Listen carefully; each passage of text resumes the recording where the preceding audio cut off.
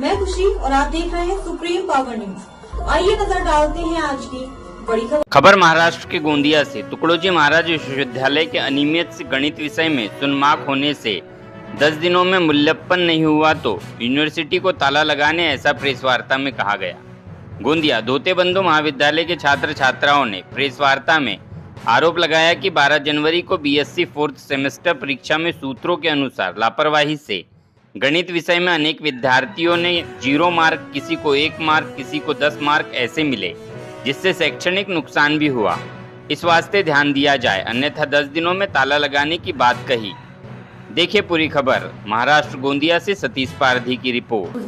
उसके पहले जब हमने एग्जाम दिए थे तो उस टाइम हमारे मार्क्स तो भी थोड़े से ठीक थे, तो हमको लगा हमारी गलती होगी, इसलिए हम लोग ने फॉर्म फिर से फिलअप किया, हमने फिर से एग्जाम दिए। उसके बाद हम इस टाइम जब मार्क्स आए तो पूरे 0 0 0 0 मार्क्स आए। हम लोग को बिल्कुल समझ में नहीं आया कि ये कहाँ से हो गया, कैसे हो गया। हम लोग बिल्कुल कंफ्यूज में थे और फिर हम लोग बात करने के लिए गए तो फिर कोई बोले कि हमारे हाथ में कुछ नहीं है, कुछ नहीं हो सकता। फिर हमको प्रेशराइज किया गया कि आप लोग एग्जाम का फॉर्म भर दो, नहीं तो फिर आपका साल बर्बाद हो जाएगा, ऐसे करके हमको डरा दिया गया है। और फिर हम लोग चुप हो गए।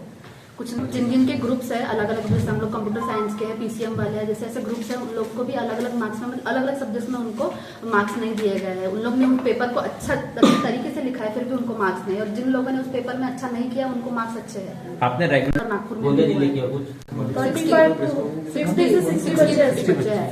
तुरंत कॉल किया हमारे सामने। उन्होंने बोले कि हम कुछ करेंगे, बट जब हम नेक्स्ट डे प्रिंसिपल ऑफिस गए तो उन्होंने बोल दिए कि अभी सर लोग कॉल नहीं उठा रहे, तो तुमको रीचेकिंग का भरना पड़ेगा। और हमको डेट दिए कि 3 दिन के अंदर तुमको रीचेकिंग का और री एग्जामिंग दोनों भरना है। पेपर कहाँ हुआ था? इवन है अभी होम सेंटर है ना?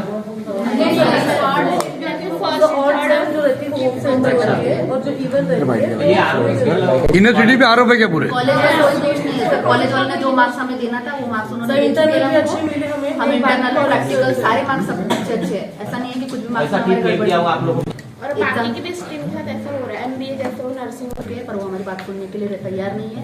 अगर बच्चे हमारे साथ में है तो हम कर सकते हैं। कॉलेज का एक्टिविटी कि किसी एलिमेंट का प्रॉब्लम सॉर्ट आउट हो जाता तो ये सिस्टम सही नहीं होता। सिस्टम तो पिछले 2-3 साल से खराब है।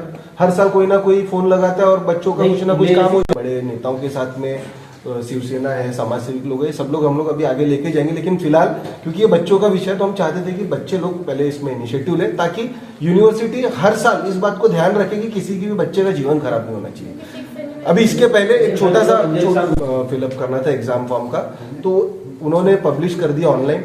या ना कॉलेज को पता है ना स्कूल बच्चों को पता था, उन्होंने एग्जाम फॉर्म ही नहीं भर पाए। अब वो आखिरी जिस दिन डेडलाइन खत्म हो गई, टाइम खत्म हो गया, जब पता चला कि अरे एग्जाम फॉर्म का समय चला गया, तो उन्होंने मुझसे संपर्क किया। तो उस समय क्योंकि वो बच्चों का तुरंत ये करना था, तो हमने तुरंत अभिजीत बंजारी साहब को और बबन राय तवाड़े साहब से संपर्क करके यूनिवर्सिटी में प्रेशर डाल के हमने 1-2 घंटे के लिए पोर्टल खुलवाया था, जिसमें बच्चों ने एग्जाम फॉर्म तुरंत भर पाया एनएमडी कॉलेज के। लेकिन ये बार बार होगा, इसका मतलब ये सिस्टम का फॉल्ट है। ये आप किसी नेता से या किसी से फोन लगा के सिर्फ एक बार ही मदद कर सकते हो, लेकिन सिस्टम नहीं सुधार सकते। ये 2016 से विगत आज मैं पहली बार देख रहा हूँ कि मतलब 40 बच्चों को 0 मार्क्स है, 0 1 मार्क्स, उससे ज्यादा बच्चों को आरटीबी 2000 350 रुपए पर पेपर रीचेकिंग के, 500 रुपए बैक पेपर के, ऐसे आरटीबी वसूली कर रही है। जो सीनेट के मेंबर है वो सभी सीनेट के मेंबर भाजपा के हैं। सीनेट के मेंबर जब इलेक्शन लड़ना रहता है तब ये बच्चों की याद आती है कि इलेक्शन में सब लोग वोट करें, और जब सोए हुए रहते हैं। मामले के बारे में परसों हमसे संपर्क किया गया, तो हमने इस मामले के बाद संज्ञान लिया।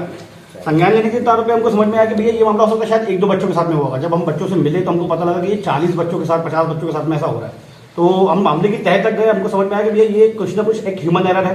अब लेके आएंगे, मतलब एक बच्ची इसमें से ये भी जो 109 मार्क लेके आ रही है, उसको यूनिवर्सिटी अगले सेमेस्टर में 0 मार्क्स दे रही है। ठीक है। दूसरी दिक्कत बच्चों के साथ में ये है कि इनका टाइम अलग जाता है। अगर इनका 4th सेमेस्टर नहीं निकलेगा तो इनका 6th सेमेस्टर में इनको फॉर्म भरने नहीं मिलेगा। ठीक है। बच्चे मैक्सिमम जो है यहाँ पे लिए हुए डिसीजन पे को रोल बैक नहीं करती है, वापस नहीं लेती है, या जो टेक्निकल एरर या ह्यूमन एरर उनसे हुआ है, ठीक है, उस पर वो अपनी गलती मान के उस डिसीजन को रोल बैक नहीं करती है। तो हम इसको पॉलिटिकल भी कन्वर्ट कर सकते हैं, ताला लगाओ आंदोलन भी किया जाएगा, ताकि इन बच्चों के भविष्य के साथ में, या आने वाली जो पीढ़ी है उनके भविष्य के साथ में इस प्रकार का खिलवाड़ ना किया। जिनको 2 बार ग्रेस मिल चुका, हम लोग जैसे बच्चे, हम लोग एक भी बार ग्रेस नहीं मिला।